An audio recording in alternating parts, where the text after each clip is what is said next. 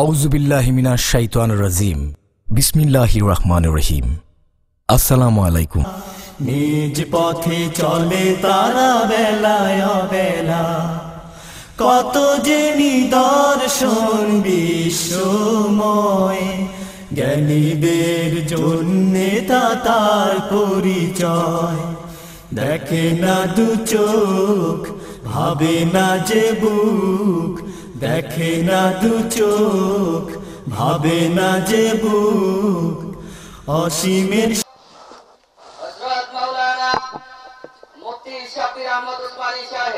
আলহামদুলিল্লাহি ওয়া কাফা ওয়া সালামুন আলা ইবাদিহিল্লাযীনা ইসতাফা। আম্মা বা'দু ফাআউযু বিল্লাহি মিনাশ শাইতানির রাজীম। বিসমিল্লাহির রাহমানির রহিম। ইয়া আইয়ুহাল্লাযীনা আমানুত্তাকুল্লাহ ওয়া কুনু মা'আস সাদিকিন।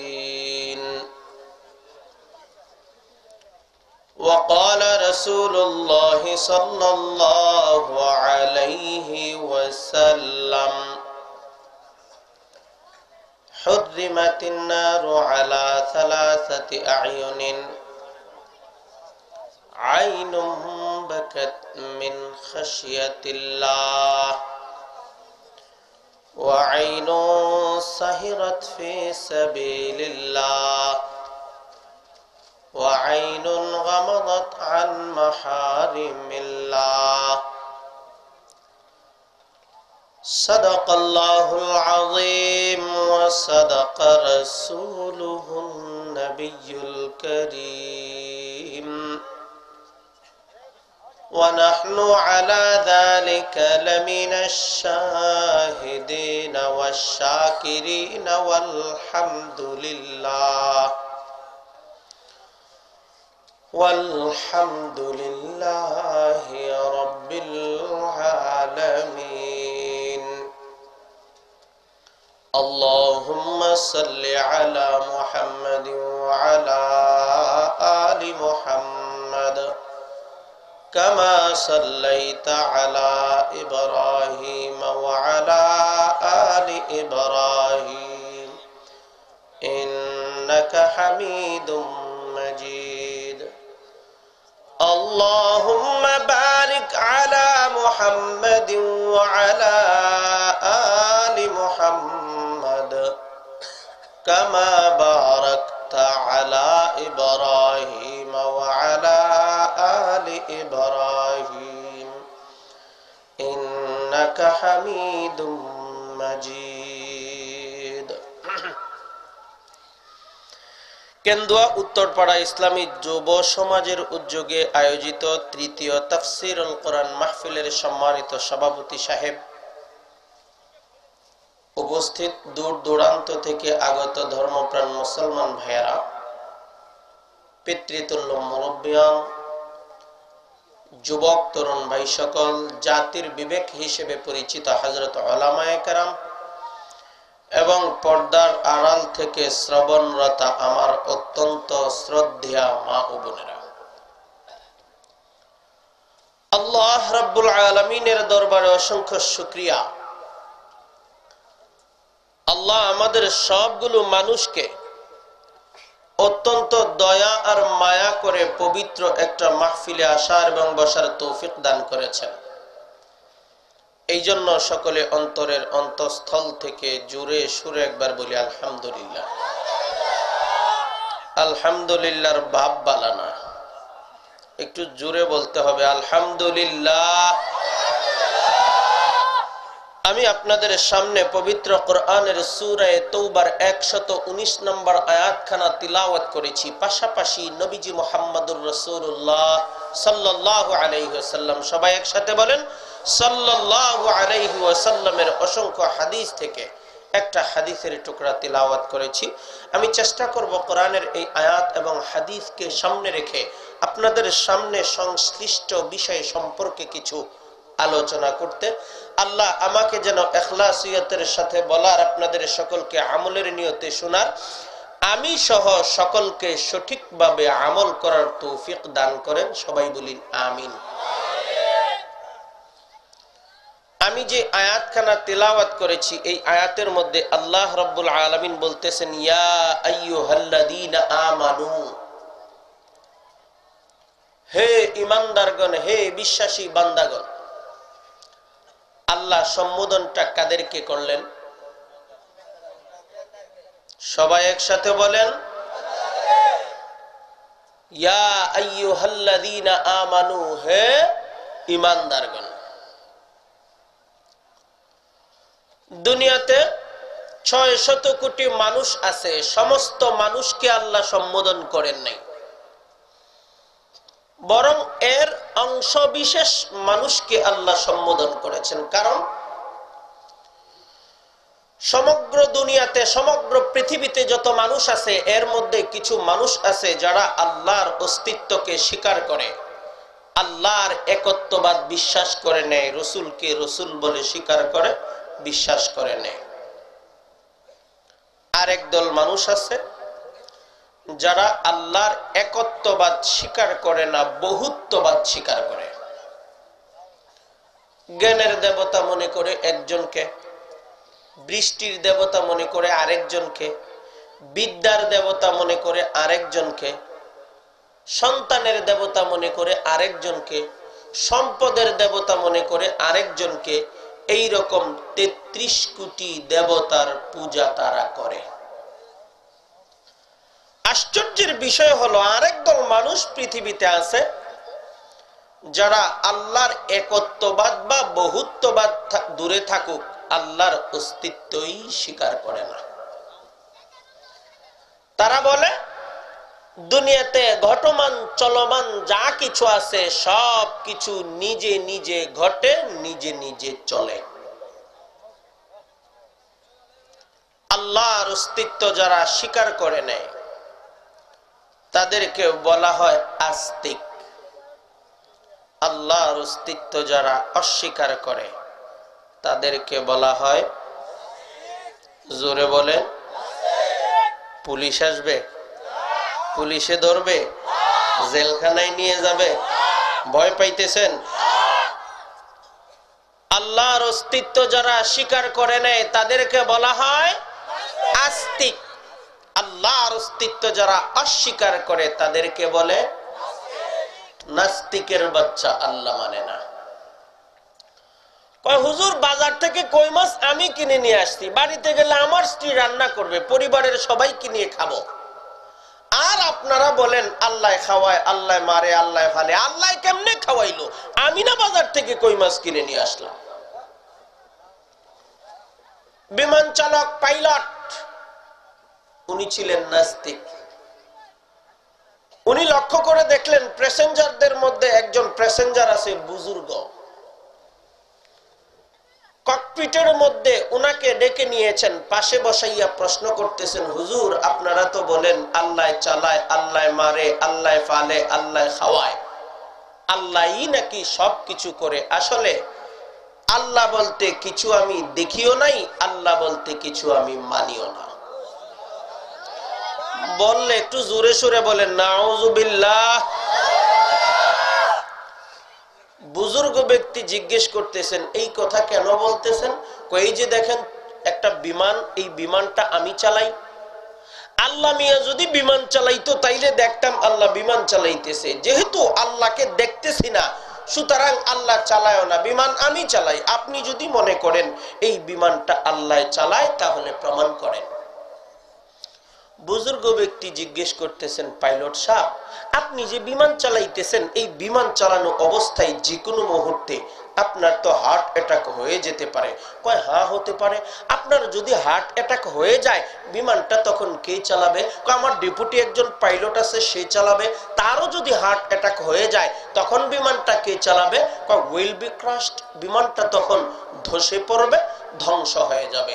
বুজুর্গ ব্যক্তি তখন বলতেছেন, অনাস্তিকের বাচ্চা শোনো, ছোট্টখাট্ট একটা বিমান তুমি চালাও, এই বিমান চালাইতে গিয়ে তোমার যদি হার্ট অ্যাটাক হয়, তোমার ডেপুটি পাইলট এসে বিমান চালাবে, তারও যদি হার্ট অ্যাটাক হয়ে যায়, এই বিমানটা আর চলবে না, ধসে পড়বে, ধ্বংস হয়ে যাবে। অর্থাৎ এই ছোট্টখাট্ট একটা বিমান, সেও নিজে নিজে চলে না, কেউ না কেউ তাকে চালাইতে হয়। অথচ এই বিশাল বড় ভূমণ্ডল আর নভমণ্ডল কেমনে মনে করলা নিজে নিজে চলে? বরং এই জগতেরও একজন পরিচালক আছেন, যিনি চালান। তার নাম কি? জোরে বলেন, তার নাম কি? নাস্তিকের বাচ্চা আল্লাহ মানে না। আমাদের দেশ থেকে অনেক মানুষ ওমানে যায়, দুবাইতে যায়, সৌদি আরব যায়, লন্ডনে যায়, আমেরিকা যায়, কাতারে যায়। যায়নি? কি জন্য যায়? টাকা কামাই করতে যায়, পয়সার জন্য যায়। আব্দুল করিম নামের এক ব্যক্তি গেছে সৌদি আরব, 6 বছর ছিল। 6 বছর থেকে বাড়িতে আসছে, আইসা কয়েক কানি জায়গা জমি খরিদ করছে বাড়ির আশেপাশে, ঘরটারে সেমি পাকা করে তৈরি করছে। বউ বেচারিরে ডাক্কা বলছে, এই সৌদি আরব থাকতে 2 বার হজ করছি, মানুষ আমাকে হাজী সাহেব বলে ডাকে, তুমি কিন্তু হাজী সাহেবের বউ, সুতরাং পর্দার বিধান মেনে চলতে হবে, নামাজ নিয়মিত পড়তে হবে, রোজা সঠিকভাবে রাখতে হবে, মুসলমানের বাচ্চার মতো চলতে হবে। বউ বেচারিও বলল, আমি মুসলমানের স্ত্রী, মুসলমানের মেয়ে, বিনা বাক্য বেয়ে এগুলো মেনে নিলাম। 6 মাস ছিল। 6 মাস পরে আব্দুল করিম আবার বিদেশ চলে গেছে, সৌদি আরব চলে গেছে। জায়গা জমি যে কিছু খরিদ করে দিয়ে গেছে, এগুলোতে কাজ করার জন্য কয়েকদিন পরে কিছু কর্মচারী রাখছে। দুপুর বেলা যখন খাওয়ার সময় হইছে, মহিলা টেনশনে পড়ে গেছে। দুপুর বেলায় খাবারটা পরিবেশন করব কিভাবে? বাড়িতে কোনো প্রাপ্তবয়স্ক পুরুষ নাই, উপযুক্ত কোনো ছেলেপুলে নেই। অন্য সময় উনি পর্দানসীন ছিল না, নিজে খাবার পরিবেশন করতেন। এখন তো উনি পর্দার বিধান মেনে চলেন। আমাদের গ্রাম দেশের ঘরগুলোর একটা সিস্টেম দেখবেন, প্রথম রুমটা একটু বড় হয়, দ্বিতীয় রুমে যেতে মাঝখানে একটা দরওয়াজা, প্রত্যেকটা মানুষ গৃহকর্তা তার সামর্থ্য অনুযায়ী দামি একটা পর্দা এই রুমের দরওয়াজার মধ্যে ঝুলাইয়া রাখে, ঠিক কিনা? আব্দুল করিমের বউ মনে মনে এই পর্দাটাকেই শেষ অবলম্বন হিসেবে সিদ্ধান্ত নিল। দুপুর বেলায় কর্মচারীর দল এসে এক প্রথম রুমের মধ্যে খাবার খাইতে বসে গেছে। মাঝখানে পর্দাটারে ঝুলাইয়া অপর পাশে আব্দুল করিমের বউ খাবারের ডালি সাজাইয়া বসে গেছে।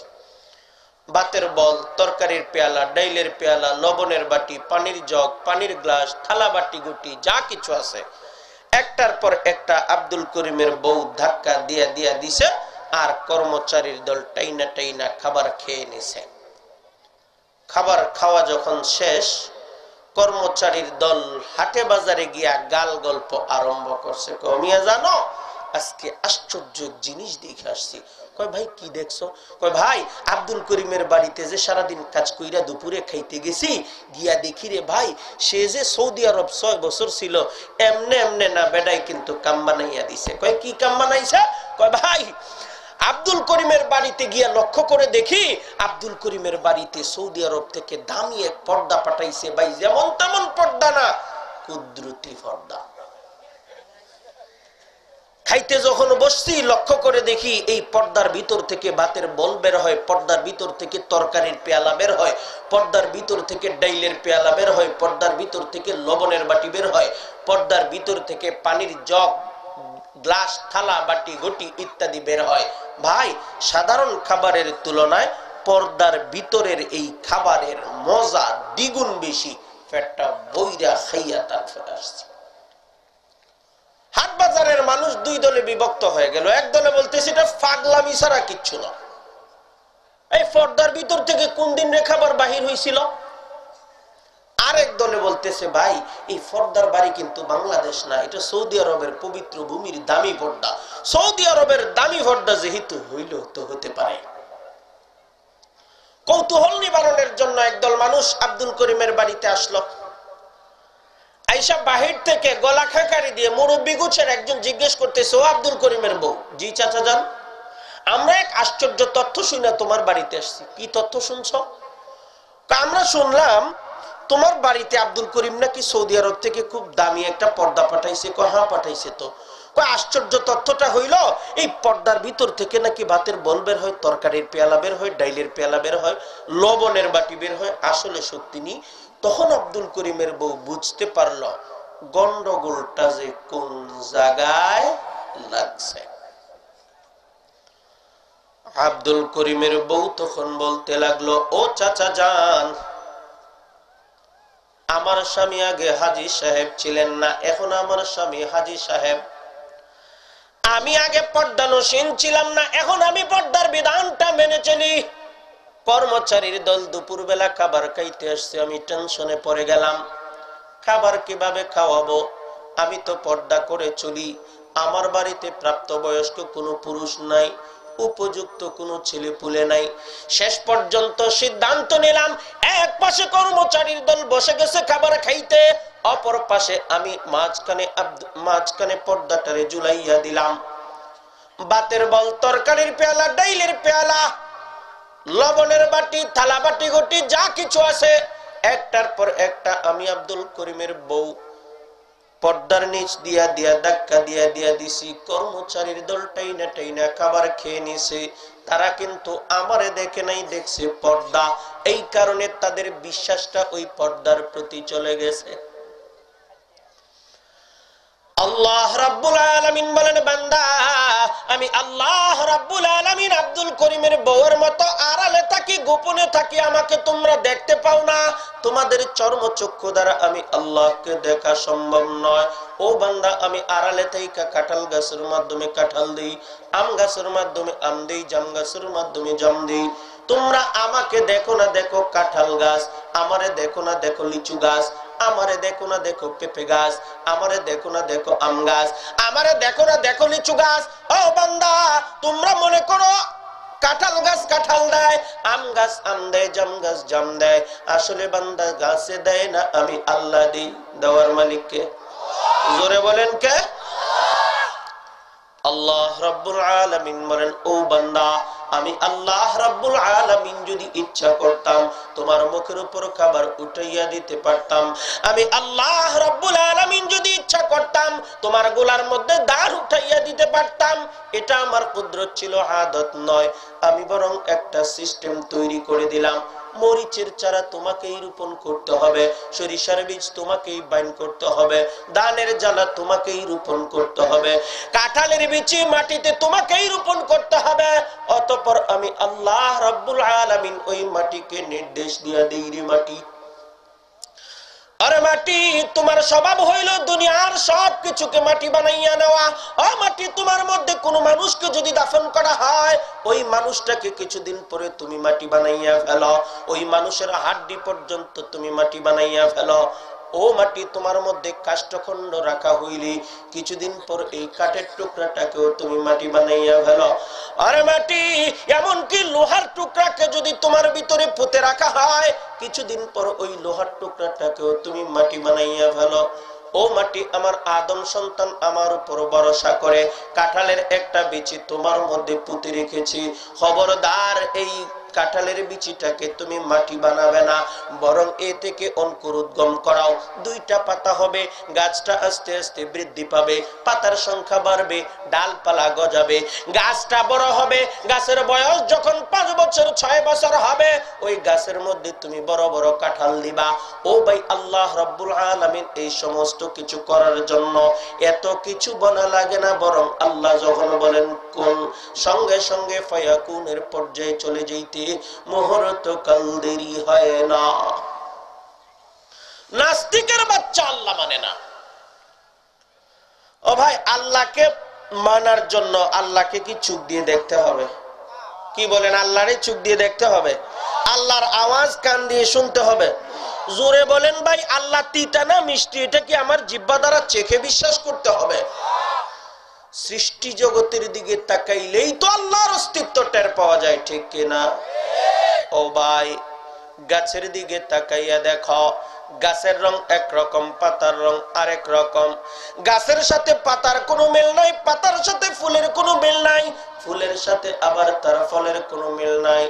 গাভীর দিকে তাকাও, এই গাভীটারে সবুজ ঘাস, খোল, ভুসি, মার ইত্যাদি খাওয়ানো হয়, অথচ ওই গাভীর পিছন দিক দিয়ে কালো বর্ণের গোবর বের হয়, হলুদ বর্ণের পেশাব বের হয়। এই গাভীরে যখন ছুরি দিয়ে গুতা দেওয়া হয়, যেই রক্ত বের হয়, রক্তের রং কি? জোরে বলে। আবার যখন বালতি নিয়ে নিচে গিয়া বাটের মধ্যে ধরে টান দেওয়া হয়, দুধের রং কি?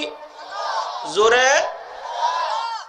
একটার সাথে আরেকটার কোনো মিল নাই, একটা এসে আরেকটার সাথে মিশে নাই, ঠিক কিনা? একই মহিলা একই পাতিলের মধ্যে, একই চুলার মধ্যে একই চাউলের ভাত রান্না করে, একই চুলার মধ্যে একই চাউলের ভাত খাইয়া আমি খাই, আমার চাচা খায়, আমার বাবা খায়, আমার ছোট ভাই খায়, আমার বড় ভাই খায়। একই ভাত খাওয়ার পরে কারোর চুল সাদা হয়, কারোর চুল কালো থাকে, ঠিক কিনা? কারোর দাঁত আস্তে আস্তে নড়বড়ে হইয়া পড়ে যায়, আবার কারোর দাঁত আস্তে আস্তে মজবুত হয়, ঠিক কিনা? কেউ আস্তে আস্তে দুর্বল হইয়া বুড়া হয়ে পড়ে, আবার কেউ আস্তে আস্তে জওয়ান হয়, সবল হয়, ঠিক কিনা? একই খাবারের মধ্যে এত রকমের পাওয়ার দেওয়ার মালিককে? শামস কমর সুরখ জমি अंजुम अख्तर दश्त जिबल वादी सहरा व समंदर मोर मलक दामदरु तैर कबूतर शाम सहर जुल्मत जु अहमर असगर गुलजार गुलाबुर्ग शजर किसने बनाया गुलजार गुलाबुर्ग शजर किसने बनाया तालिब मैं उसी का हो ये सब जिसने बनाया। ओ भाई, এই জগতের মধ্যে যা কিছু আছে সব কিছু সৃষ্টিকর্তা কে? আমাদেরকে দুনিয়াতে পাঠাইছেন কে? আমাদেরকে দুনিয়াতে চালান কে? রিজিক দেওয়ার মালিক কে? সন্তান দেওয়ার মালিক কে? এই দুনিয়াতে রাজত্ব চলবে কার? একমাত্র আল্লাহর। নাস্তিকের বাচ্চা আল্লাহ মানে না। আমি যদি জিজ্ঞেস করি, আয় নাস্তিকের বাচ্চা, আমার আল্লাহর বিরুদ্ধে কেন কথা বলো, আল্লাহকে কেন মানো না, তখন ছোট্ট করে সে একটা জবাব দেয়, হুজুর আপনার আল্লাহকে দেখা যায় না, তাই আপনার আল্লাহকে মানি না। আমি বলি, ও নাস্তিকের বাচ্চা, জগতের অসংখ্য অগণিত বিষয় এমন আছে যেই জিনিসটা তুমি দেখো না কিন্তু স্বীকার করে নাও। মরিচের মধ্যে জাল আছে, জাল জিনিসটা দেখা যায় না কিন্তু মরিচের জালকে তুমি স্বীকার করে নাও। চিনির মধ্যে মিষ্টি আছে, মিষ্টি জিনিসটা দেখা যায় না, চিনির মিষ্টিটাকেও তো তুমি স্বীকার করে নাও। তেঁতুলের মধ্যে টক আছে, টক জিনিসটা দেখা যায় না, তেঁতুলের টকটাকেও তো তুমি স্বীকার করে নাও। গরমকালের গরম দেখা যায় না, স্বীকার করে নাও। শীতকালের শীত দেখা যায় না, স্বীকার করে নাও। অনাস্তিকের বাচ্চা, চিনির মধ্যে মিষ্টি আছে যদি স্বীকার না করতা, চিনি খাওয়ার পরে তুমি খুশি কেন হও? মরিচের মধ্যে জাল আছে যদি স্বীকার না করতা, মুখের মধ্যে জাল লাগলে তুমি উহ আহ কেন করো? তেঁতুলের মধ্যে টক আছে যদি তুমি স্বীকার না করতা, তেঁতুলের নাম তোমার সামনে নিলে তোমার জিহ্বার মধ্যে কেন পানি চলে আসে?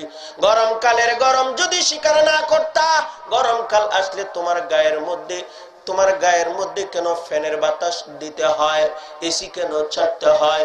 শীতকালের শীত যদি তুমি স্বীকার না করতা, শীতকাল আসলে তোমার গায়ের মধ্যে চাদর কেন জড়াইতে হয়, জাম্পার কেন গায়ে দিতে হয়? বোঝা যায় অগণিত অসংখ্য বিষয় এমন আছে যে জিনিসটা তুমি দেখো না কিন্তু স্বীকার করে নাও। সুতরাং আমার আল্লাহ একজন আছেন, দেখার প্রয়োজন নাই, বিশ্বাস করে নিতে হবে আল্লাহ আছেন, ঠিক কিনা? জোরে বলেন ঠিক কিনা? ও ভাই, এই সমস্ত যুক্তি দিলা, সে বলে হুজুর আপনার এই সস্তা যুক্তি মানি না। আমি বলি তাহলে আরো একটা কঠিন কথা তোমার শুনতে বাধ্য থাকতে হবে। ও ভাই, আল্লাহ রাব্বুল আলামিন পবিত্র কোরআনের মধ্যে বলেছেন বাইনাস সুলবি ওয়াত তারাইব, মেডিকেল সায়েন্সও একই কথা বলেছে। বাবার পৃষ্ঠ থেকে এক ফোঁটা নাপাক পানি শুক্রাণু হইয়া, মার বুক থেকে এক ফোঁটা নাপাক পানি ডিম্বাণু হইয়া উভয়টা একত্রে মিশ্রিত হইয়া মার রেহেমের মধ্যে ঢুকে। আল্লাহ রাব্বুল আলামিন বলেন কিছুদিন পর পরের ধরনটা পরিবর্তন হয়।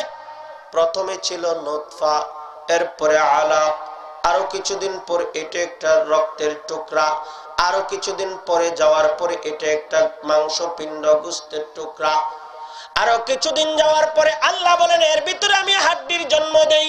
ফাকাসাউনাল ইযামা লাহমা, আল্লাহ বলেন অতঃপর চামড়া দ্বারা আচ্ছাদিত করে ফেলি। ও ভাই, চামড়া দ্বারা আচ্ছাদিত করার পরে এটা একটা পূর্ণাঙ্গ মানব রূপ ধারণ করে অতঃপর কিছুদিন পর এর ভিতরে রূহ ফুঁকে দেওয়া হয়। নির্দিষ্ট সময় পরে যখন দুনিয়াতে প্রসবের মাধ্যমে আসে, ও ভাই এই মানুষটার বয়স আস্তে আস্তে বাড়তে থাকে। একদিন, 2 দিন, 1 মাস, 2 মাস, 1 বছর, 2 বছর, 3 বছর যখন বয়স হইয়া যায়, মা তার বাবার সাথে পরিচয় করাইয়া দেয়। উনি হইলেন তোমার বাবা, উনি হইলেন তোমার বাবা, উনি হইলেন তোমার বাবা। ও ভাই, ছোট্ট এই বাচ্চাটা যদি তখন মার এই কথার জবাবে চোখটারে উল্টাইয়া বলে, মা যেদিন আমি বাবার পৃষ্ঠ থেকে তোমার রেহেমে এসেছিলাম ওই দিনের ঘটনাটা তো আমি দেখি নাই, সুতরাং আমার বাবাকে বাবা বলে মানি না। দুনিয়ার সমস্ত বিবেকবান আদালত ওই ছেলের পরিচয় দিবে জারদ সন্তান, ঠিক কিনা? জোরে বলেন ঠিক কিনা? একজন মার কথা অস্বীকার করলে ছেলের পরিচয় যদি হয় জারদ সন্তান, পৃথিবীতে লক্ষ লক্ষ নবী রাসূল এসেছেন। হযরত আদম আলাইহিস সালাম থেকে আমাদের নবী পর্যন্ত সবগুলো নবী রাসূল একই দাওয়াত দিয়েছেন, বলো আল্লাহ এক, বলো আল্লাহ এক, বলো আল্লাহ এক। একজন মার কথা অস্বীকার করলে ছেলের পরিচয় যদি হয় জারদ সন্তান, লক্ষ লক্ষ নবী রাসূলের কথা অস্বীকার করার কারণে ওই নাস্তিকের বাচ্চা ডবল রিডবল জারদ সন্তান। বলেন ঠিক কিনা? ও ভাই, আমাদের দেশের মধ্যে এক শ্রেণীর নাস্তিক আছে যারা আল্লাহর বিরুদ্ধে কথা বলে, আরেক শ্রেণীর নাস্তিক আছে যারা রসুলের বিরুদ্ধে কথা বলে, আরেক শ্রেণীর নাস্তিক আছে যারা কোরআনের বিরুদ্ধে কথা বলে। সকল নাস্তিকদের উদ্দেশ্য করে বলি, আমাদের এই দেশের মধ্যে মুসলিম প্রধান দেশ, শতকরা 92% মুসলমানের দেশে তোমাদের ঠাঁই নাই ইনশাআল্লাহ, ঠিক কিনা? ও ভাই, আল্লাহ রাব্বুল আলামিন এই আয়াতের মধ্যে কোনো নাস্তিককে নয়, বেঈমান মুশরিকদেরকে নয়, বরং সমগ্র পৃথিবীতে 600 কোটি মানুষের মধ্যে 162 কোটি ইমানদার মুসলমান যারা আল্লাহর উপর অবিচল আস্থা রেখেছে, ওই সমস্ত ইমানদার মুসলমানদেরকে সম্বোধন করে গুরুত্বপূর্ণ একটা নসিহত করেন। ও ভাই, যেই বাবা বাবা হয়, পৃথিবীর সকল বাবা দেখবেন, সকল বাবার সন্তান সংখ্যা কি সমান না বেশ কম আছে? কোন বাবার 2টা ছেলে, কোন বাবার 1টা ছেলে, কোন বাবার 5টা, কোন বাবার 10টা, ঠিক কিনা? যেই বাবার 5টা ছেলে, যেই বাবার 3টা ছেলে, এই বাবার সবগুলো ছেলে বাবাকে কি সমানভাবে মহব্বত করে, সমান সম্মান করে না বেশ কম করে? দেখা যায় বাবা যদি অসুস্থ হইয়া হসপিটালে পড়ে থাকে, এক ছেলের ঘুম নাই বাবার সেবায়, আরেক ছেলের ঘুম নাই গান অথবা জুয়ার আড্ডায়, ঠিক কিনা? বাবার যেই ছেলেটা বাবাকে মহব্বত করে বেশি, বাবার যেই ছেলেটা বাবা কাশি দিলে ডাক্তারের কাছে নিয়ে যেতে চায়, যেই ছেলেটা বাবার লুঙ্গি কিনে দেয়, গেঞ্জি ছিঁড়ে গেছে বলতে হয় না, যেই ছেলেটা বাবার গেঞ্জি কিনে দেয়, এই ছেলেটাকে বাবাও মহব্বত করে বেশি, কথায় কথায় নসিহত করে বেশি। মহান রব্বুল আলামিন পবিত্র কোরআনের মধ্যে যারা আল্লাহকে মানে না, যারা আল্লাহকে অস্বীকার করে, যারা বহুত্ববাদ স্বীকার করে, তাদেরকে নয়, বরং আল্লাহ রব্বুল আলামিনকে যারা একত্ববাদ স্বীকার করে, আল্লাহর উপর অবিচল আস্থা রেখেছে, আল্লাহ বলে স্বীকার করে, রসুলকে রসুল বলে মানে, তাদেরকে আল্লাহ কোরআনের বিভিন্ন জায়গায় নসিহত করেছেন। এই আয়াতের মধ্যে বিশেষ একটা নসিহত আল্লাহ রাব্বুল আলামিন তার প্রিয় বান্দাদেরকে করেছেন। নসিহতটা কি করেছেন, এটাই হইল আমাদের জন্য আজকের মূল প্রতিপাদ্য বিষয়।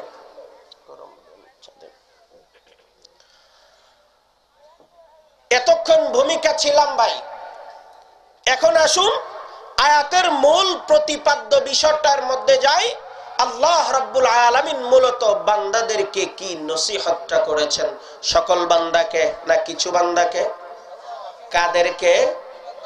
ঈমানদার বান্দাদেরকে। আল্লাহ রাব্বুল আলামিন বলেন, ইয়া আইয়ুহাল্লাযীনা আমানুত্তাকুল্লাহ। এই ছেলে, কি হইছে? মানুষের শরীরের মধ্যে কিছু রোগ হয়, হয় কি না? এখানে এমন কেউ আছেন যে আমার জীবনে কোনোদিন শরীরে কোনো রোগ টোগ হইছে না, অসুখ টসুখ হইছে না? একটু হাত তোলেন তো দেখি, সৌভাগ্যবানটা একটু দেখি, আছেন কেউ? সবারই মোটামুটি কিছু না কিছু রোগ হইছে বা হয়, ঠিক কিনা?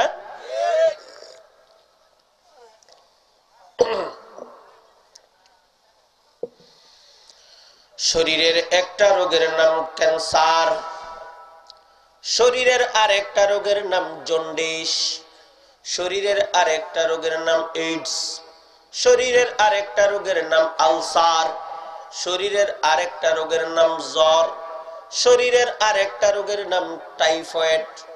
এরকম অসংখ্য শরীরের রোগ আছে। জ্ঞান বিজ্ঞান যত উন্নত হইতেছে, মেডিকেল সায়েন্স যত উন্নত হইতেছে, রোগের সংখ্যাও দিন দিন শুধু তত বাড়তেছে, ঠিক কিনা? মানুষের শরীরের মধ্যে যেমনি ভাবে কিছু রোগ হয়, অন্তরের মধ্যে তেমনি ভাবে কিছু রোগ হয়। অন্তরের একটা রোগের নাম অহংকার, অন্তরের আরেকটা রোগের নাম হিংসা, অন্তরের আরেকটা রোগের নাম ঈর্ষা, অন্তরের আরেকটা রোগের নাম বিদ্বেষ, অন্তরের আরেকটা রোগের নাম আলেম দেখলে টিটকারি মারা, অন্তরের আরেকটা রোগের নাম নামাজের মধ্যে মজা না লাগা, অন্তরের আরেকটা রোগের নাম টেলিভিশন দেখতে ভালো লাগা, অন্তরের আরেকটা রোগের নাম ইমামের পিছনে ফিন মারা। এরকম অসংখ্য অন্তরের রোগ মানুষের আছে। শরীরে যখন রোগ হয় তখন আপনারা কার কাছে যান? সবাই যান না কেউ কেউ যান? সবাই। প্রথমে গ্রামের বাজারের ছোট ডাক্তার, এই ডাক্তারের চিকিৎসায় যদি কাজ হয় না, কয় ফেনী যাও, বড় ডাক্তার ধরো। ফেনীতে কাজ হয় নাই, কয় তাড়াতাড়ি ঢাকা মেডিকেলে যাও, বারডেম হসপিটালে যাও। বারডেমে কাজ হয় নাই, কয় চেন্নাইতে যাইতে হবে, চেন্নাই যাও। মাদ্রাজে যাও, মাদ্রাজের চিকিৎসায় কাজ হয় নাই, কয় সিঙ্গাপুর ছাড়া আর উপায় নাই। ভাই সাহেব, টাকা পয়সা তো নাই, রোডের পাশে 1 কেয়ার জমি আছে, এটা বিক্রি করো। ফেনী শহরে একটা বিল্ডিং আছে, এটা বিক্রি করো। একটা দোকান কুঠা আছে, ফ্ল্যাট বাড়ি আছে, এটা বিক্রি করো। জান বাঁচানি ফরজ, টাকা জোগাড় করো, চিকিৎসা করো। করে কিনা? শরীরের মধ্যে রোগ হইলে টাকা নাই, টাকা জোগাড় করি, 1 টুকরা জমি আছে মাত্র, এটা পর্যন্ত বিক্রি করে টাকা জোগাড় করে ডাক্তারের কাছে যাই। অন্তরের মধ্যে যে কিছু রোগ হয়, অন্তরের রোগের জন্য এই পর্যন্ত আপনারা কেউ ডাক্তারের কাছে গেছেন? গেছেন কেউ কোনো ডাক্তারের কাছে? আমাদের কাছে মুসল্লিরা মাঝে মধ্যে কিছু রোগ নিয়ে আসে। ইমামতি করি 15 বছর, অভিজ্ঞতার ঝুলিও মোটামুটি কম না। মুসল্লিরা মাঝে মধ্যে আমাদের কাছে কিছু রোগ নিয়ে আসে। কি রোগ নিয়ে আসে বলবো? ইমাম সাহেব, নারিকেল গাছের মধ্যে ফুল হয় কিন্তু ফল বেশি দিন টিকে না, তাড়াতাড়ি তাবিজ দেন। ইমাম সাহেব, লাউ গাছের মধ্যে নজর লাগিয়া গেছে, তাড়াতাড়ি পানি পড়া দেন। ও ইমাম সাহেব, ছেলে বিয়ে করাইছি 3 বছর 4 বছর হয়ে গেছে, এই পর্যন্ত নাতি নাতনির চেহারা দেখি নাই, তাড়াতাড়ি কলা পড়া দেন। ও ইমাম সাহেব, গাবি বাচ্চা দিছে 3 দিন হয়ে গেছে, এই পর্যন্ত বাছুরে গাবির বাটের মধ্যে মুখ লাগায় নাই, তাড়াতাড়ি পানি পড়া দেন। ও ইমাম সাহেব, সারা রাত ছোট্ট বাচ্চাটা খালি ট্যাঁস ট্যাঁস কইরা কান্দে, ঘুমাইতে দেয় না, তাড়াতাড়ি তাগা ফরা দেন। ইমাম সাহেব, আমার বৌমার সাথে ছেলের কোনো মিল নেই, স্বামী স্ত্রীর মধ্যে মিল মহব্বত লাগাইয়া একটা জোড়া লাগাইয়া তাবিজ দেন। বলে কিনা? 15 বছর যাবত ইমামতি করি, আফসোসের সাথে লক্ষ্য করতেছি রে ভাই, এই পর্যন্ত কোনো মুসল্লি আইসা বলে নাই, ও ইমাম সাহেব আমার নামাজের মধ্যে মজা লাগে না, আমার একটু বুদ্ধি বাতলায়া দেন, কেমনে চললে নামাজের মধ্যে মজা লেগে যাবে। ইমাম সাহেব, টেলিভিশন দেখতে আমার বড় ভালো লাগে, আমার একটু বুদ্ধি বাতলায়া দেন, কেমনে চললে টেলিভিশন থেকে বাঁচতে পারবো। ও ইমাম সাহেব, বেগানা নারীর দিকে তাকাইয়া থাকতে আমার বড় মজা লাগে, আমার একটু বুদ্ধি বাতলায়া দেন, কেমনে চললে আমার দৃষ্টির হেফাজতটা করতে পারবো। ইমাম সাহেব, সুদ আর ঘুষ খাইতে আমার বড় মজা লাগে, আমার একটু বুদ্ধি বাতলায়া দেন, কেমনে চললে সুদ ঘুষ থেকে বাঁচতে পারবো। ও ইমাম সাহেব, কোরআন তিলাওয়াত করতে আমার ভালো লাগে না, আমার একটু বুদ্ধি বইলা দেন, কেমনে চললে কোরআন তিলাওয়াতের মধ্যে মজা লেগে যাবে। কেউ কোনোদিন গিয়ে ইমামকে জিজ্ঞেস করছিলেন? বলছিলেন কেউ কোনোদিন? আল্লাহ রাব্বুল আলামিন বলেন, ও বান্দা, তোমার শরীরের মধ্যে কিছু রোগ হয়, অন্তরের মধ্যে তেমনি ভাবে কিছু রোগ হয়। আরে বান্দা, শরীরের মধ্যে যেমনি ভাবে কিছু রোগ হয়, অন্তরের মধ্যে তেমনি ভাবে কিছু রোগ হয়। শরীরের রোগ হওয়ার পরে তুমি ডাক্তারের কাছে যাও, ডাক্তার তোমাকে দেখার পরে প্রেসক্রাইব করে 2টা মেডিসিন, 3টা 4টা মেডিসিন লিখে ফার্মেসি থেকে ঔষধ কিনে সেবন করো, কখনো সুস্থ হইয়া যাও, আবার কখনো সুস্থ হও না। আরে বান্দা, আমি আল্লাহ রাব্বুল আলামিন তোমার অন্তরের রোগের চিকিৎসক হইয়া 2টা মেডিসিন দিতেছি। কয়টা মেডিসিন? জোরে বলেন কয়টা? আমি আল্লাহ রাব্বুল আলামিন তোমার অন্তরের রোগের চিকিৎসক হইয়া 2টা মেডিসিন দিতেছি রে বান্দা। এই 2টা মেডিসিন সঠিকভাবে যদি ধারণ করতে পারো, নিজের জীবনে বাস্তবায়ন করতে পারো, আমি আল্লাহ রাব্বুল আলামিন তোমাকে নিশ্চয়তা দিলাম অন্তরের সমস্ত রোগ দূরীভূত হইয়া যাবে। 2টা মেডিসিনের মধ্যে একটা মেডিসিন হইল ইত্তাকুল্লাহ, আল্লাহর ভয় অন্তরের মধ্যে জাগাও। আরে বান্দা, আল্লাহর ভয় অন্তরের মধ্যে জাগাও বান্দা, দেখবা তোমার অন্তরে অহংকার আর থাকবে না। আল্লাহর ভয় অন্তরে জাগাও বান্দা, দেখবা তোমার হিংসা আর বিদ্বেষ থাকবে না। আল্লাহর ভয় অন্তরের মধ্যে জাগাও বান্দা, দেখবা তোমার নামাজের মধ্যে মজা লেগে যাবে। আল্লাহর ভয় অন্তরের মধ্যে জাগাও বান্দা, কোরআন তিলাওয়াত করতে তোমার ভালো লাগবে। আল্লাহর ভয় অন্তরের মধ্যে জাগাও বান্দা, ক্ষেতের মধ্যে গিয়া আরেকজনের কাইল ঠেলতে তোমার ভালো লাগবে না। ও ভাই, আল্লাহর ভয় এটা এমন এক মেডিসিন বা ম্যাটেরিয়ালস, দুনিয়ার মধ্যে এমন কোন মেডিসিন নাই যে মেডিসিনটা মানুষকে তড়িৎ ভালো হইতে বাধ্য করে। একমাত্র আল্লাহর ভয় এটা এমন একটা মেডিসিন, মানুষকে দ্রুত তড়িৎ ভালো হইতে বাধ্য করে। আমাদের দেশের মধ্যে ভাই অগণিত অসংখ্য নজির এমন আছে, আগে নামাজ পড়তো না, এখন নামাজ পড়ে। আগে মাথার মধ্যে টুপি ছিল না, এখন টুপিও পরে। আগে মুখের মধ্যে দাড়ি ছিল না, এখন দাড়ি আছে। আগে সুন্নতি লেবাস পড়তো না, এখন সুন্নতি লেবাসও পরে। যদি জিজ্ঞেস করা হয় যুবক ভাই, ও ছোট ভাই, ও বড় ভাই, ও তালুই সাহেব, ও চাচা যান, কিসে আপনাকে ভালো হইতে বাধ্য করেছে? একটা জবাবে ওই আল্লাহর বান্দা দেবে, আল্লাহর ভয় আমার অন্তরের মধ্যে ঢুকছে। ঠিক কিনা? আল্লাহর ভয় মানুষকে যত দ্রুত ভালো হইতে বাধ্য করে, দুনিয়ার মধ্যে এমন কোন মেডিসিন নাই যে মেডিসিনটা মানুষকে এর চেয়ে দ্রুত ভালো হইতে বাধ্য করে। ঠিক কিনা? ও ভাই, আল্লাহর ভয় যখন কোন মানুষের অন্তরের মধ্যে ঢুকে, ওই মানুষটা সোনার মানুষে পরিণত হইয়া যায়। চোরের অন্তরের মধ্যে যদি আল্লাহর ভয় ঢুকে, ওই চোরটা কোনোদিন আর চুরি করতে পারবে না। ডাকাতের অন্তরের মধ্যে আল্লাহর ভয় ঢুকলে ডাকাতটা আর ডাকাতি করতে পারবে না। ঠিক কিনা? পুলিশের অন্তরের মধ্যে যদি আল্লাহর ভয় ঢুকে, ওই পুলিশটা কোনোদিন ঘুষ খাইতে পারে না। মেম্বারের অন্তরের মধ্যে আল্লাহর ভয় ঢুকলে মেম্বারটা একটা বিজিএফ কার্ড দিয়ে 1000 টাকা নিতে পারবে না। চেয়ারম্যানের অন্তরের মধ্যে যদি আল্লাহর ভয় ঢুকি, 10 লাখ টাকা বরাদ্দ আইনা 5 লাখ টাকায় কালবাট কইরা আর 5 লাখ টাকা তার পকেটস্থ করতে পারবে না, ঠিক কিনা? জোরে বলেন ঠিক কিনা? আল্লাহর ভয় এটা এমন এক মেডিসিন, ও ভাই এই মেডিসিনটা যখন কোনো মানুষের অন্তরের মধ্যে ঢুকে ওই মানুষটা সোনার মানুষে পরিণত হইয়া যায়। আমরা তো মনে করি ভাই ফিডাইলে বুঝি মানুষ ভালো হয়, ফিডাইলে মানুষ ভালো হয়, ফিডাইলে মানুষ ভালো হয় না ভাই। যদি ফিডাইলে মানুষ ভালো হইতো আপনাদেরকে এইরকম ওয়াজের দাওয়াত দিয়াই না আমরা হুজুর যারা আছি, মসজিদের ইমাম, মুয়াজ্জিন, মাদ্রাসার শিক্ষক, মুহতামিম মিল্লা হক স্ট্রিট লইয়া চতুর্দিকে দাঁড়াইয়া ইচ্ছা মতো আল্লাহর নাম লইয়া ফিডানি আরম্ভ করতাম, ফিডাইতে ফিডাইতে ভালো মানুষ বানাইয়া ছেড়ে দিতাম। ফিডাইলে মানুষ ভালো হয়।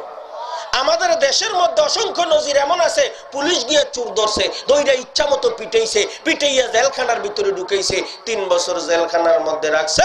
জেলখানায় চোর 3 বছর থাইকা ডাকাইত হইয়া বাহির হইছে, ঠিক কিনা? ও ভাই পুলিশ গিয়া ধরছে কারে? জোরে বলেন কারে? চোর রে। ইচ্ছা মতো পিটাইছে, জেলখানার ভিতরে ঢুকাইছে, উদ্দেশ্য এই চোরটা যেন ভালো হইয়া যায়। 3 বছর পর চোর কি হইয়া বাইর হইছে? প্রমোশন হইছে না ডিমোশন হইছে? ফিডায় মানুষ ভালো হয়। আমাদের সিলেটের হবিগঞ্জ জেলার একটা হোটেল আছে মাধবপুরের একটু পূর্ব মুহূর্তে, আল আমিন ফুড ফেয়ার। আমরা যখন এদিক থেকে মাহফিল করে ওদিকে যাই, রাত্রে 1:30, 2টা, 3টার সময় এই হোটেলে একটু ঢুমারি। মাঝে মধ্যে কিছু বক্তার সাথে সাক্ষাৎ হয়। এই যুবক ভাই বসে যাও। আরে ভাই 1 নাম্বার দেখাইতেছো, পেশাব তো মহিলারাও আধা ঘন্টা রাখতে পারে। আচ্ছা, তো কিছু বক্তার সাথে ওখানে দেখা সাক্ষাৎ হয়। কেউ বক্তা সাহেব কোত্থেকে আসছেন? কই সিলেট থেকে। বক্তা সাহেব কোত্থেকে আসছেন? সুনামগঞ্জের তাহিরপুর থেকে। আপনি কোত্থেকে আসছেন? কই বিশম্বরপুর থেকে। এক একজন বক্তা এক এক জায়গা থেকে আসে। মাঝে মধ্যে আমাদের ওখানে একটা চা খাওয়া অথবা 2-4-10 মিনিট গল্প হয়। এমন সময় আমার সিনিয়র এক বক্তা একটা গল্প বলছিলেন, এই গল্পটা নকল করে আপনাদেরকে শোনাইতেছি। শুনতে রাজি আছেন তো? শুনবেন তো সবাই? চলে যাবেন না তো? কেউ ভাগবেন না তো? পরীক্ষা করে ফেলবো। কে কে থাকবেন না দেখি হাত তুলেন তো। কেউ? কয়েকজন দেখি হাত তুলছেন, থাকবেন না কেন? ও না, ওনারাও থাকবে। আচ্ছা, অনেক সময় এরকম হয়। আমি একদিন মসজিদের মধ্যে জিজ্ঞেস করছিলাম জুমার দিন, জাহান্নামে যাইতে রাজি আছেন কে কে? একেবারে প্রথম কাতারের 2 চাচা মুরব্বী বেটা এমনি হাত তুলছে, 2 হাত। তো জিজ্ঞেস করলাম কেউ জাহান্নামে তো কেউ যাইতে রাজি হয় না, আপনারা যে যাইতেছেন বিষয় কি? ওইখানে মজাটা কি হয়েছেন? কয় জাহান্নামে না, না আমিও যাইতাম না। তাইলে হাত তুললেন যে? হুজুররা তো সবসময় ভালো কথা বলে, আমি তো মনে করছি ভালো কথা বলছেন এই জন্য হাত তুলছি। যারা হাত তুলছেন আসলে ওনারা থাকবার দলের মধ্যে সবার আগে থাকবে, ঠিক কিনা? আচ্ছা, যাওয়ার ইচ্ছা নাই তো? কেউ উঠাউঠি করবেন না তো? আচ্ছা, 10 মিনিট যদি আলোচনা করি চলবে? ও ভাই, হুজুর বলতেছেন আমার নানির বাড়ির পাশে এক ব্যক্তি ছিল, বউ ফিডাইতো। কথায় কথায় বউ ফিডাই না, স্বভাবের কিছু বীর পুরুষ আছে না ভাই সমাজে? যুবকের দল হাটে বাজারে গেছে, সরতাপ্পর খাইছে, অন্য মানুষের সাথে ব্যবহার খারাপ করার কারণে শরীরের মধ্যে যে একটা জাল সৃষ্টি হইছে, এই জাল লইয়া বাড়িতে আসছে। বাজারের জাল মিটাই কই? জোরে বলেন কই? কার ভিডো? বউয়ের ভিডো। অজুহাত তার খারা, কি জানেননি? এই তরকারিতে লবণ একটু কম হইল কেন? এই পানি কি নদীতে আর আসিল না? 2 কলসি দিয়ে দিতে পারলি না? ইত্যাদি ইত্যাদি ছোটখাটো কিছু অজুহাত দিয়া বউরে ইচ্ছা মতো পিটায়। ও ভাই, পিটানোর ক্ষমতা, শাসনের ক্ষমতা পুরুষকে দিয়ে দেওয়া হয়েছে ঠিক, তবে কতটুকু? রাসূল সাল্লাল্লাহু আলাইহি ওয়াসাল্লাম এর একটা হক বর্ণনা করেছেন। স্বামীকে যদি কেউ অমান্য করে, আল্লাহর হুকুম অমান্য করার ক্ষেত্রে স্বামী বলছে নামাজ পড়ো, স্ত্রী নামাজ পড়ে না। স্বামী বলছে রোজা রাখো, স্ত্রী রোজা রাখে না। স্বামী বলছে পর্দা করে চলো, স্ত্রী পর্দা করে না। সেই ক্ষেত্রে স্বামী ইচ্ছে করলে স্ত্রীকে প্রহার করতে পারবে, মারতে পারবে, শাসন করতে পারবে। কতটুকু?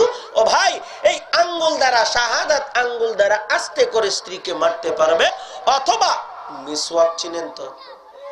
আছে কারোর কাছে? দেখি। আফসোস, এক কই? আলহামদুলিল্লাহ, একজন ভাইছি। একটা মিসওয়াক তাল গাছের সমান হয় না? তাল গাছের সমান বলে হয়। হালের ফাজুন বুঝেন তো? যে লাঠিটা দিয়া গরুরে বলদরে মারে, এই লাঠিটারে কি বলেন? আইলেসিবা। আচ্ছা, আইলেসিবা। আচ্ছা আচ্ছা, আইলেসিবা। একটা মিসওয়াক কি আইলেসিবার সমান হয়? কতটুকু? এই কানি আঙ্গুলের সমান, ছোট্ট আধা বিগত, এক বিগত। মিসওয়াক দিয়ে আস্তে করে মারবে অথবা আঙ্গুল দিয়ে আস্তে করে মারবে, অর্থাৎ স্ত্রী যেন বুঝতে পারে আমার স্বামী আমার উপর রুষ্ট, অতটুকুই যথেষ্ট। পাশাপাশি রাসূল এই কথাও বলে দিয়েছেন, যেই স্বামীটা তার স্ত্রীকে এই সামান্য একটু প্রহার করলো, এই স্বামীটা হইল স্বামী জগতের মধ্যে নিকৃষ্ট স্বামী। আর যেই বেড়ায় কথায় কথায় বউরে আইলে সিবা দিয়া মারে, হে কয় নম্বর স্বামী? কেউ হে কয় নম্বর স্বামী? 2 নাম্বার। উনি 2 নাম্বার দেয়, আমি তো কোনো নাম্বারই দিই না। হের আবার নাম্বার কিসের? হে তো বে নম্বরই স্বামী। কি বলেন, ঠিক কিনা? এর কোনো নাম্বার নাই। ওমর ফারুক রাদিয়াল্লাহু তাআলা আনহুর খেলাফত কালে এক সাহাবী গেছেন ওমরের কাছে নালিশ নিয়া। কি নিয়া? ওনার স্ত্রীর বিরুদ্ধে নালিশ। বউ একটু কটু কথা বলে, বেশি বকাঝকা করে। এই নালিশ নিয়া ওমরের দরবারে গেছে। গিয়া দেখে ওমর রাদিয়াল্লাহু তাআলা আনহু একেবারে নীরব নিস্তব্ধ চুপ হইয়া বসা, আর ওমরের স্ত্রী ওমরকে বকাঝকা করতেছে। ঘটনা বুঝছেন নি আপনারা? সাহাবী গেছিল কার বিরুদ্ধে বিচার নিয়া? নিজের স্ত্রীর বিরুদ্ধে। স্ত্রীটা বকাঝকা করে, কটু কথা শোনায়। যার কাছে বিচার নিয়ে গেছে ওমর, গিয়া দেখে ওমর চুপ হইয়া বসা, ওমরের স্ত্রী ওমরকে গালি দিতেছে। বুঝছেন তো? দমকা দমকি করতেছে, বকাঝকা করতেছে। বেড়ায় মনে মনে কই, বাবা রে, আমি রোগ লইয়া যে ডাক্তারের কাছে আইলাম, ডাক্তার দেখে আমার থেকে আরো বড় রোগী। বাপ নমুনা ভালো না, এই মনে মনে চিন্তা করে বাড়ির দিকে রওনা করছে। না, বুঝছি। যাওয়ার সময় পিছন দিক দিয়ে ওমর ডাক দিছেন, হে আব্দুল্লাহ, হে আল্লাহর বান্দা, এদিকে আসো। আসলাই কেন, আবার চলেই বা যাচ্ছ কেন? কয়, হুজুর, যেই কাজে আসছিলাম বাপ নমুনা দেখে বুঝছি এই কামের ফয়সালা সমাধান এখানে হবে না। কয়, বলো দেখি কি? আমার স্ত্রী আমারে বকাঝকা করে, আমার স্ত্রী আমাকে মাঝে মধ্যে কিছু দমকা দমকি করে, কটু কথা বলে ফেলে। এই জন্য আপনার কাছে আসছি নালিশ দেওয়ার জন্য স্ত্রীর বিরুদ্ধে। আইসা দেখি আপনার বউ আপনারে বকাঝকা করতেছে, আপনি নীরব নিস্তব্ধ। যেই বেটা নিজের বউয়ের শাসন করতে পারে না, এই বেটা আবার আমার বউয়ের শাসন করবে কেমনি? এই জন্য ফিরত যাই। পাশাপাশি উনি বলতেছেন, আমিরুল মুমিনিন, আমি একটা বিষয় বুঝতে পারলাম না। অর্ধ পৃথিবীর শাসন করতে আপনি ওমর, আপনার নাম শুনলে পারস্য সম্রাট পর্যন্ত থরথর করে কেঁপে ওঠে ভয়ে। বিরোধী শক্তির শত্রু বাহিনীর হাত থেকে অস্ত্রগুলো খসে পড়ে আপনার নাম শুনলে। যেই ওমর সম্পর্কে রাসূল বলেছেন, ওমর যখন কোন রাস্তা দিয়া যায়, রাস্তার অপর প্রান্ত দিয়া শয়তান তখন পালাইতে থাকে, ভাগতে থাকে। এত গরম স্বভাবের আপনি, অথচ আপনি চুপ নীরব হয়ে বসে আছেন, আর আপনার স্ত্রী আপনাকে বকাঝকা করতেছে। কিভাবে সম্ভব আমি বুঝতে পারতেছি না। ওমর রাদিয়াল্লাহু তাআলা আনহু তখন বলতেছেন, আল্লাহর বান্দা শোনো, আমার স্ত্রী আমার উপর কিছু ইহসান করে। কি ইহসান? আমি যখন বাড়িতে থাকি না, আমার স্ত্রী আমার ধন সম্পদ এগুলো একটু হেফাজত করে রাখে, আমার বাচ্চা কাচ্চার প্রতিপালন সে করে, আমার কাপড় চোপড় সে ধৌত করে দেয়, আমার খাবারগুলো সে রান্না করে দেয়। মনে রাখবা, আমার স্ত্রী আমার কেনা বান্দি নয়, আমার স্ত্রী এসে কাজের কর্মচারী নয়, বরং সে আমার অর্ধাঙ্গী। এই কাজগুলো তার করার কথা ছিল না, এগুলো যে সে করে আমার উপর ইহসান করে। যেহেতু কিছু ইহসান আমার উপর সে করে, সুতরাং সে যদি কিছু মন্দ কথা বলে আমাকে সহ্য করে নিতে হয়, কারণ তার কিছু ইহসান আমার উপরে আছে। তখন আগন্তুক বলতেছে, আমিরুল মুমিনিন, আমার স্ত্রীও তো এই ধরনের কিছু ইহসান আমার উপরে করে। আল্লাহর বান্দা, তাহলে তোমাকেও নসিহত করি, একটু সহ্য করো, বউয়ের কিছু কটু কথা হজম করার স্বভাব তৈরি করো। ও ভাই, এই কথা যখন বলছে তখন আপনার কি মনে হয়, আমিরুল মুমিনিন যদি এই রকম কথা বলতে পারে, আমরা কি? ও ভাই, আমাদের দেশের মানুষের তো স্বভাব হইল কথায় কথায় খালি বউরে কুদানি ফাদানি মাইরা খালি ফিডায়, ঠিক কিনা? আপনার এলাকার মা বোনদেরকে একটু ফাওয়ার আজকে দিয়া গেলাম। এলাকার মা বোনদেরকে লক্ষ্য করে বলতেছি, আল্লাহর রাস্তে আজকে দেখেন আবার ঝগড়া ফাসাদ করেন না, বাড়িতে গেলে যদি আবার। আচ্ছা, বলতেছিলাম, হুজুর বলতেছেন, আমার নানার বাড়ির পাশের এক ব্যক্তি খালি বউ ফিডাইতো, ক্ষেত থেকে কাজ সাইরা আসছে, হাল চাষ সাইরা আইসা বউরে জিজ্ঞেস করছে, এই গরুর ফ্যান হইছিনি? কয় না, এখনো হইছে না। বিষয় কি এখনো গরুর ফ্যান হইছে না? কয় বাড়িতে কি কাম শুধু গরুর ফ্যান জাল দেওয়া, আর কোনো কাম নাই? তোর আর কাম কি? এই কাম সেই কাম, এক কথা দুই কথা তিন কথা হইতে হইতে তর্কাতর্কি, এক পর্যায়ে স্বামী বেচারা রাগে আস্তিন গুটায়ের কয়, এই জানোস নি তোরে কি করবো? বউ বেচারিও রাগের সুরে কয়, এই গোলামের ভূত, তুই আমারে কি করবি রে? স্বামী বেচারার এক স্বভাব হইল, এই গালিটা শুনতে পারে না, এটাতে অ্যালার্জি। আর বউয়েরও এক বদ স্বভাব হইল, গালি মনে হয় এই একটাই মুখস্থ করে রাখছে, সেট উঠলে এই একটা গালি দেয়। কিছু বউ এরকম স্বভাবের আছে না, মুখে মুখে খালি তর্ক করে, খালি তর্ক করে। ও ভাই, স্বামী যারা, তারা কিন্তু মুখে মুখে বউ তর্ক করুক এটা সহ্য করতে পারে না, ঠিক কিনা? শুধু আমার বেলায় নয়, দুনিয়ার সব স্বামী স্ত্রী মুখে মুখে তর্ক করাটা সে পছন্দ করে না, সহ্য করতে পারে না। হুজুরের কাছে এক মহিলা গিয়া বলতেছে, কয় হুজুর, আমার স্বামী আমারে কথায় কথায় ধমক দেয়, আমার স্বামী আমারে মহব্বত করে না, আমার স্বামী আমারে কথায় কথায় চড়থাপ্পড় মারে, আপনি একটা তাবিজ দেন, একেবারে ভালো করে ক্লিকটা লাগাইয়া দেন। হুজুর বলতেছে, তাবিজ না, তোমার পানি ভরা দেই, এক বোতল পানি আনো। পানি আনছে, আনার পরে ফু দিয়া দিছে, কয় যাও বাড়িতে গিয়া তোমার স্বামী যখন কাজ কাম থেকে বাড়িতে ফিরবে তখন এই এক ঢুক পানি মুখের মধ্যে নিবা, খবরদার যতক্ষণ স্বামী বাড়িতে থাকবে ততক্ষণ এই পানি তুমি গিলতেও পারবা না, ততক্ষণ এই পানি তুমি মুখ থেকে ফেলাইতেও পারবা না। কিছুদিন পরে এই মহিলা হুজুরের কাইসা আইসা বলতেছে, হুজুর, আপনি আমারও আব্বা, আমার মারও আব্বা, আমার আব্বারও আব্বা, আপনি আমার 14 গোষ্ঠীর আব্বা, এত জাদু মন্ত্রের পানি কেমনে দিলেন? হুজুর, আপনার পানি ভরাই তো কাম বন্যা গেছে। কয় কি হইছে? আমার স্বামী তো সোনার মানুষ হয়ে গেছে, এখন স্বামী আমারে খালি আদর করে, আমারে মহব্বত করে, আমারে মারে না, আমারে ধমক দেয় না। হুজুর বলে, আসলে পানি ভরা দিছি না, তোমার রোগখান একটু দূরছি। ঘটনা বুঝছেন নি? আমি বুঝতে পারছি তুমি আসলে স্বামীর সাথে তর্ক করো বেশি, এই কারণে আসলে পানি ভরা দিছি না, খালি পানি দিছি। উদ্দেশ্য হইল দেখা, পরীক্ষা করা, তোমার স্বভাব তর্ক করা। তুমি যখন পানি মুখের মধ্যে দিয়া বৈশা থাকো, স্বামী বেচারাই দেখতেছে যে তুমি তো ভালো হইয়া গেছো, তোমার স্বামী তোমারে মহব্বত করা আরম্ভ করছে। এবার আপনারা খুশি হইছেন নি? এখন কিন্তু আপনারা পক্ষের একখান বলে ফেলছি। আচ্ছা, ও ভাই, স্বামী বেচারার এক স্বভাব হইল গোলামের ভূত, কথাটা শুনতে পারে না। বউ বেচারিরও বদ স্বভাব হইল রাগ উঠলে এই গালিটাই দেয়। স্বামীর হাতের মধ্যে ছিল হালের ফাজুর, আমরা বলি, আপনারা বলেন আইলেসিবা, আইলেসিবা ছিল। এইটা নিয়ে গিয়া বউরে শুরু করছে ফিডানি, ফিডাইতে ফিডাইতে ফিডাইতে ফিডাইতে একেবারে আধা ভরা। জীবিত না মরা বুঝা যাওয়ার উপায় নাই, চিত হইয়া শুইয়া আছে। আশেপাশের মহিলারা এসে মাথার মধ্যে পানি ঢালতেছে।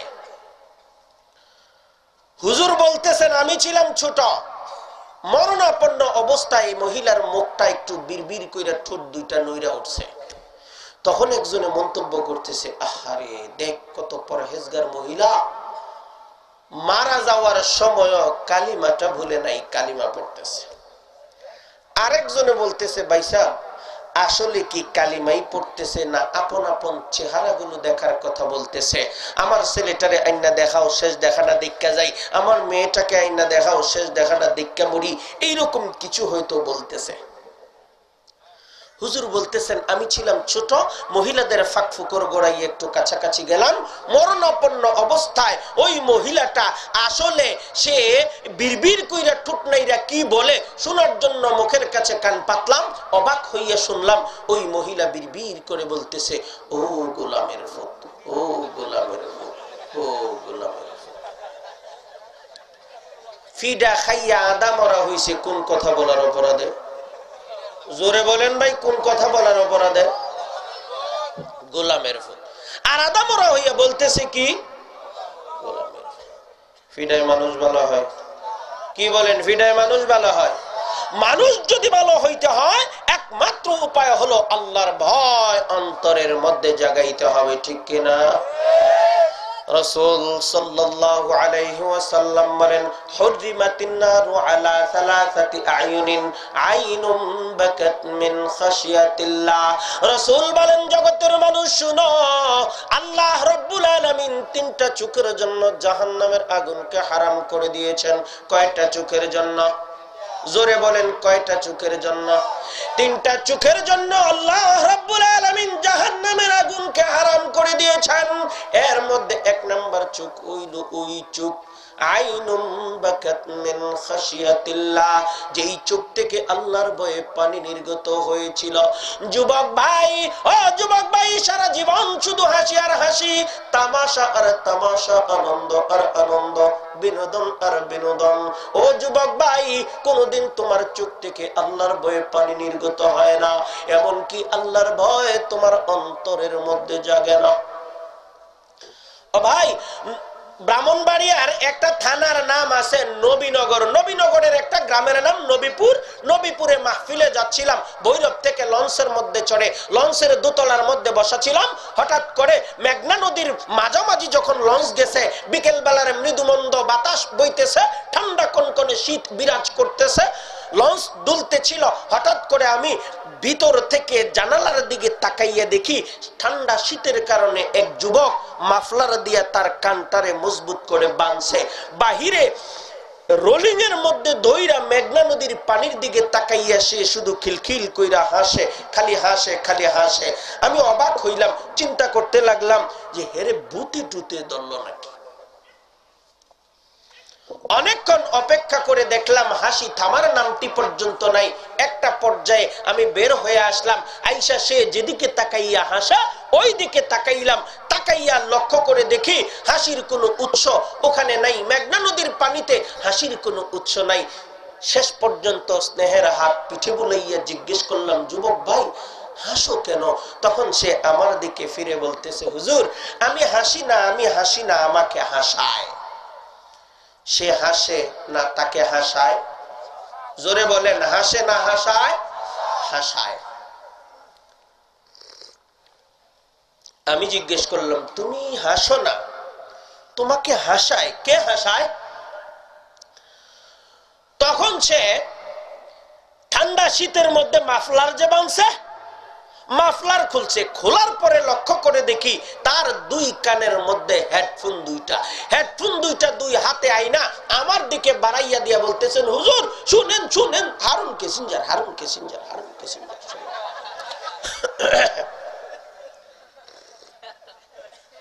কে হাসায়? কথা বলেন, কে হাসায়? হারুন কিসিঞ্জারে হাসায়। আমি জিজ্ঞেস করলাম, যুবক ভাই নাম কি তোমার? কয় সাইফুল। বাড়ি কই? নবীপুর। তোমাদের নবীপুরে যে আজকে একটা মাহফিল আছে জানো? হ্যাঁ, আমার বন্ধু বান্ধবরা মিলে মাহফিল করছে, আমি ওই মাহফিলে শরীক আছি, আমি ভৈরবে একটা গ্যারেজে কাজ করি, আর বন্ধু বান্ধবরা মোবাইল করছে যাইতেই হবে, তাই মাহফিলেই তো যাইতেছি। তো জিজ্ঞেস করলাম বক্তা আসবে কোত্থেকে? সিলেট থেকে একজন বড় বক্তা আসবে। নাম কি? তো সে আমার নাম বলছে। কি একখান সুযোগ পাইছি, টান টান হইয়া দাঁড়াইয়া দেখি, হে আমার থেকে এখন পর্যন্ত 2 ইঞ্চি লম্বা। ও ভাই, পায়ের গোড়ালি রে সোজা কইরা বৃদ্ধাঙ্গুলির উপরে ভর দিয়া হের সমান হইয়া দাঁড়াইয়া পরিচয় দিলাম, আমার নামই সাব্বির আহমদ উসমানী। বলার সাথে সাথে হাতের মধ্যে যে হেডফোন ছিল, হেডফোন গুলো নিয়ে তাড়াতাড়ি প্যান্টের পকেটের মধ্যে লুকানোর ব্যর্থ চেষ্টা করে নতুন করে আমারে সালাম দিছে, আসসালামু আলাইকুম। হুজুর, আসলে আমি আপনাকে চিনতে পারি নাই। আমি তখন বললাম, সাইফুল, নবীপুরে গিয়া নবীপুরের মানুষদেরকে রাত্রিবেলায় ওয়াজ করব, আগে তোমার একখান ওয়াজ করি শুনো। ও সাইফুল, হারুন কিসিঞ্জার কানের মধ্যে লাগাইয়া লাগাইয়া হাসা, টেলিভিশনের মধ্যে ইত্যাদি অনুষ্ঠান দেখা দেখা হাসা, পত্রিকা আর ম্যাগাজিনের মধ্যে কৌতুক গুলো পড়ে পড়ে হাসা, বক্তার কৌতুকাত্মক ওয়াজগুলো শুনে শুনে হাসা। ও সাইফুল, নিজের জীবনের গুনাহগুলো স্মরণ কইরা আল্লাহ রাব্বুল আলামিনের সামনে দণ্ডায়মান হইয়া আল্লাহর ভয়ে ভীত হইয়া কোনোদিন এক ফোঁটা পানি চোখ থেকে ফেলতে পারছিলানি, এক ফোঁটা পানি কোনোদিন চোখ থেকে বের করতে পারছিলানি। এই কথা যখন জিজ্ঞেস করছি, সাইফুল বেচারা ফাবু হিতাল্লাযী কাফারের মতো একেবারে হতভম্ব হইয়া দাঁড়াইয়া রইছে। ও বুড়া মুরব্বী বাবারা, চাচারা, যুবক ভাই, শুধুমাত্র নবীনগরের সাইফুল নয়, বরং জগতের সবগুলো ইমানদার মুসলমানকে আমার জিজ্ঞেস করতে মনে চায়। ও বুড়া মুরব্বী বাবারা, চাচারা, কান্নার মধ্যে কয়েকটা কান্না আছে। মা মারা গেছে, আপনি মা হারাইয়া কিছু কান্নাকাটি করছেন। বাবা মারা যাওয়ার পরে কিছু কান্নাকাটি আপনি করছেন। সন্তান হারাইয়া কিছু কান্নাকাটি আপনি করছেন। এই ধরনের কান্নার কথা বলি না বাবা, বরং আমি বলি অন্ধকার রাত্রিতে আল্লাহর সামনে হাজির হইয়া, নিজের গুনার উপর অনুসূচিত হইয়া, আল্লাহর ভয়ে ভীত হইয়া এক ফোঁটা পানি কোনোদিন চোখ থেকে বের করতে পারছিলেননি। যদি ওই পানি কোনোদিন বের করতে পারেন, আল্লাহর নবী হযরত মুহাম্মদ মুস্তাফা সাল্লাল্লাহু আলাইহি ওয়াসাল্লাম বলেন, ও জগতের মানুষেরা শুনো, ও জগতের মানুষ শুনো, আল্লাহ রাব্বুল আলামিনের ভয়ে এক ফোঁটা পানি যদি কোনোদিন বের করতে পারো, এই পানির পরিমাণ যদি মাছের মাথা বরাবর হয়, ওই সামান্য এক ফোঁটা পানির আল্লাহর কাছে এত বেশি দাম, এত বেশি মর্যাদা। জাহান্নামের বিশাল বড় আগুনকে এই সামান্য এক ফোঁটা পানির মাধ্যমে আল্লাহ নিভাইয়া দিবে। অবুরা মুরব্বী বাবারা, চাচারা, হাতের মধ্যে সুদের টাকা নিয়ে ঘুমাইয়া যাও বাবা, এমন সময় যদি মালাকুল মউত এসে উপস্থিত হইয়া যায়, হাতের মধ্যে ঘুষের টাকা নিয়ে ঘুমাইয়া যাও বাবা, এমন সময় যদি মালাকুল মউত উপস্থিত হইয়া যায়, ও বাবা, তোমার আলমারির মধ্যে 10,000 টাকা সুদের আছে, আলমারির মধ্যে 2,000 টাকা বেজালের আছে, দোকানের মধ্যে কিছু পণ্য দ্রব্য আছে বেজাল মাল, আল্লাহর সামনে কি জবাব দিবা? যুবক ভাই, হেডফোন কানের মধ্যে লাগাইয়া, হেডফোনের সংযোগটা আবার মোবাইলের ভিতরে ঢুকাইয়া, ওই মোবাইলটা বালিশের পাশে রাইখা মমতাজের গান শুনতে শুনতে ঘুমাও যুবক ভাই। এমন সময় যদি মালাকুল মউত এসে উপস্থিত হইয়া যায়, আল্লাহর সামনে কি জবাব দিবা? যুবক ভাই, নিজেকে বুঝাও, নিজেকে শুধরাও। হাফিজ যেমনি ভাবে নিজেকে নসিহত করেছিল, বসনো হাফিজ বতু গুয়ম के गुल ताजा नमी मानद, अगर मानद शबे मानद, शबे दीगर नमी मानद, गुलज गुलशा जुदा गश्ता तरू ताजा नमी मानद, अगर मानद शबे मानद, शबे दीगर नमी मानद, हिजाबे नौहरो सारा दरे शौहर नमी मानद, अगर मानद शबे मानद, शबे दीगर नमी मानद, हमेशा इज्जत महमा बैक खाना नमी मानद, अगर मानद शबे मानद शबे दीगर नमी मानद। ও ভাই হাফিজ, আমার মতো যুবক, আপনার মতো যুবক, হাফিজ যখন রাস্তা দিয়ে যায়, রাস্তার পাশে বিশাল বড় একটা বিল্ডিং দেখতে পায়। বিল্ডিং এর দোতলার মধ্যে সুন্দর একটা জানালা, জানালার মধ্যে সুন্দরী রূপসী একজন কুমারী মেয়ের চেহারা। ওই চেহারাটা হাফিজের দিকে তাকাই একটা মুচকি হাসি দেয়। হাফিজের অন্তরের মধ্যে রং লেগে যায়। হাফিজ তখন দারোয়ানকে জিজ্ঞেস করে, ও দারোয়ান ভাই, এই যে সুন্দর একটা বিল্ডিং, বিল্ডিং এর মালিক কে? দারোয়ান বলে, এই বিল্ডিংটা হইল এই দেশের রাজার বাড়ি, রাজপ্রাসাদ। দ্বিতীয় প্রশ্ন করে, ও দারোয়ান ভাই, বিল্ডিং এর উপরে দোতলার মধ্যে একটা সুন্দর জানালা, জানালার মধ্যে সুন্দর একটা চেহারা, ওই মেয়ের পরিচয় কি? দারোয়ান বলে, মেয়েটা হইল এই দেশের রাজার মেয়ে, রাজকুমারী। হাফিজ তখন অনুমতি নিয়ে রাজ দরবারের মধ্যে ঢুকে রাজার কাছে গিয়া কবিতা আবৃত্তি করে শোনায়। হাফিজ ছিল কবি মানুষ, বড় চালাক মানুষ। রাজা কবিতা শুই না বড় চমৎকৃত হইয়া যায়। হাফিজকে রাজা বিশেষ একটা পাশ দিয়া দেয় খুশি হইয়া। ও হাফিজ, আমি একটা পাশ তোমারে দিয়া দিলাম। আমার দরবারে আসার সময় একবার অনুমতি নিতে হয়, যাইতে আরো একবার অনুমতি নিতে হয়, আসতে যাইতে বডি চেক করা হয়। হাফিজ, আমি তোমার একটা বিশেষ পাস দিয়ে দিলাম, এই পাসটা যদি তোমার কাছে থাকে, আসা যাওয়ায় তোমার কোনো অনুমতি লাগবে না, বডিও চেক করা হবে না। মাঝে মধ্যে তুমি আমার দরবারে আসবা, আমার কিছু কবিতা আবৃত্তি করে শোনাইবা। ও ভাই হাফিজ মাঝে মধ্যে আসি, কবিতা শোনায়, ফেরত যায়। আসার সময় একবার জানালার পানে তাকায়, যাওয়ার সময় আরো একবার জানালার পানে তাকায়। আসতে যাইতে জানালার পানে তাকাইতে তাকাইতে উভয়ের মধ্যে মন দেয়া নেয়ার সম্পর্ক হয়। আস্তে আস্তে ভালোবাসাটা গাঢ় হয়। হঠাৎ করে একদিন হাফিজ আইসা লক্ষ্য করে দেখে জানালার চেহারাটা আর দেখা যায় না। হাফিজ তখন দারোয়ানকে জিজ্ঞেস করে, দারোয়ান ভাই, ওই যে জানালার মধ্যে একজন বান্ধবী আমার পথ চাইয়া তাকাইয়া থাকতো, এই মেয়েটাকে দেখি না, ব্যাপারটা কি?